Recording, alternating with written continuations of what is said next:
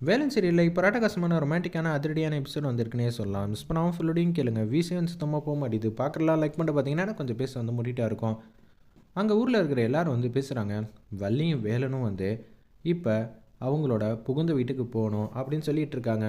வள்ளியும் வந்து சரிங்கிற மாதிரி சொல்லிடுறாங்க. இந்த ஊர் என்ன சொன்னாலும் எங்கள் அப்பா வந்து கேட்பாங்க. அதே மாதிரி நீங்கள் சொன்ன விஷயத்த நான் கேட்க மாட்டேனா அப்படின்னு சொன்னேன்னா சந்தோஷமா அப்படின்னு சொல்லிட்டு இருக்கிறப்ப, அம்மா நம்ம போட்ட திட்டம் எல்லாமே வந்து தவிடுபடி ஆயிடுச்சுமா. இப்போ வேற துர்கா பிடிச்சி வச்சிருக்கிற எல்லாரையும் வந்து அடித்து விசாரிச்சா நம்ம தான் காரணங்கிற விஷயத்த வந்து மாமா கிட்ட சொல்லிட்டா என்ன ஆகும்.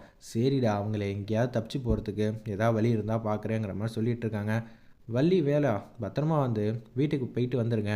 நானும் உங்கள் அப்பா வந்து நம்ம வீட்டுக்கு வந்து போகிறோன்னு சொல்லிட்டு வாங்குங்க போகலான்னு சொல்லி ரத்தனவேல் கையை பிடிச்சிட்டு மஹ்சா வந்து கூட்டிகிட்டு போகிறாங்க. அந்த இடத்துல நம்ம ஜானகியம்மா பாத்தியாம்மா இத்தனை நாளாக வந்து அவங்க 2 பேரும் தள்ளி இருந்தாங்க. இப்போ மாமாவோட கையை பிடிச்சிட்டு அத்தை வந்து கூட்டிகிட்டு போகிறாங்க. என்ன பண்ணுறது? ஆமாண்டா இங்கே பாருடா வள்ளியும் வேலுன்னு ஒத்துமையாக இருக்காங்க. இப்போ அவங்களும் ஒத்துமையாக இருக்காங்க. நான் தாம்மா தன்னந்தனியாக இருக்கேங்கிற மாதிரி ரஞ்சித் வந்து சொல்கிறாங்க. அவங்க 2 பேரையும் பிரிக்கி எனக்கு என்ன தெரியாத நினச்சியா பார்த்துக்கலாம் அப்படின்னு சொல்லிட்டு இருக்கிறப்ப இந்த பக்கம் வந்து வந்துடுறாங்க. அடுத்த நாள் காலையில் அப்போன்னு பார்த்து ஏம்மா நீ வந்திருக்கல சூப்பராக வந்து எல்லா ஃபங்க்ஷனையும் வந்து இன்றைக்கி சூப்பராக வந்து முடிக்கணும். பாலும் பழம்லேருந்து எல்லாமே வந்து உனக்காக காத்துட்ருக்கு அப்படின்னு சொல்லும்போது வாசலில் வந்து நெல் வந்து வைக்கிறாங்க.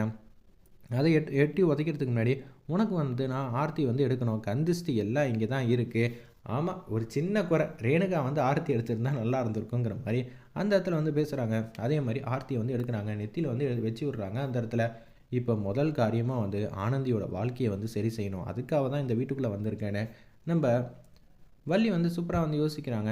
வீட்டுக்குள்ளே வந்து வரத்துக்கு முன்னாடி நெல்லையும் வந்து எட்டி உதச்சிட்டு வீடு ஃபுல்லாக சந்தோஷம் வந்து இதே மாதிரி செதறணுமா அப்படின்னு சொல்லிட்டு சூப்பராக வந்து வீட்டுக்குள்ளே காலை எடுத்து வச்சு வந்துக்கிட்டு இருக்காங்க. பொண்ணுக்கு பாலும் பழம் தரணும்ல எடுத்துகிட்டு வாங்க அப்படின்னு சொன்னோன்னே ஆமாம் இவங்க 2 பேருக்கும் பாலும் பழம் தான் முக்கியமா. இப்போ நீ எடுத்துகிட்டு வரலன்னு வச்சுக்கியே அப்புறம் அவ்வளோதான். இனிமேட்டு இவங்க தான் வந்து மாப்பிள்ளையும் போடணும். மாற்ற முடியாது எந்த விஷயத்தையும். தயவு செஞ்சு வந்து புரிஞ்சுக்கங்கிற மாதிரி அதிரடியாக மாதம் வந்து பேசுகிறாங்க. அந்த இடத்துல முத்தையா உடனே வந்து பாலும் பழம்லேருந்து எல்லாம் ரெடி பண்ணி ஆனந்தி எடுத்துகிட்டு வந்து கொடுக்குறாங்க. ஆனந்தி வந்து ஊட்டி விட்றாங்க 2 பேருக்கும். ஆனந்தி உன் மனசுக்கு கஷ்டமாகவே இல்லையா? சந்தோஷமாக இருக்க. நீ ஆசைப்பட்ட வாழ்க்கை உனக்கு கிடச்சிருச்சுல அது எனக்கு சந்தோஷம்தான்.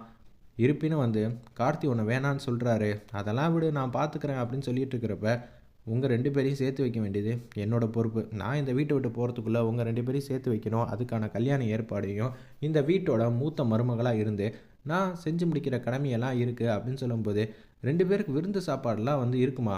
அது வரைக்கும் ரூமில் போய் ரெஸ்ட் எடுங்கன்னு சொன்னேன். அப்படியே ரூமில் வந்து கேஷுவலாக வந்து உட்காந்துட்டு இருக்காங்க. வள்ளி கையை வந்து பிடிக்கிறாங்க. அந்த இடத்துல நம்ம வேலன் உடனே வந்து டேய் என்ன நடந்துக்கிட்டு இருக்கு? நீ இப்போ என்ன பண்ணிக்கிட்டு இருக்க அப்படின்னு சொல்லும்போது என்னங்க நான் பிடிக்கிறதுக்கு உரிமை இல்லையா? உரிமையெல்லாம் இருக்குது யார் இல்லைன்னா உன் தங்கச்சி வந்து தன்னந்தனியாக வந்து நிற்கிறா. அப்படி இருக்கும்போது இப்போல்லாம் வந்து என் கிட்டக்கெல்லாம் வரக்கூடாது. முதல்ல வந்து கார்த்தியை நீ வந்து சேர்த்து வச்சியா அப்படின்னு சொன்னோன்னே ஆமாங்க அவன் வேற கிட்ட போனாலே வந்து ரேணுகா ரேணுகான்னு சொல்லிகிட்டு இருக்கான். முதல்ல நீ கார்த்திகிட்ட பேசுனேன்னு வச்சுக்கேன் சரி வராது. நான் பார்த்துக்கிறேன்.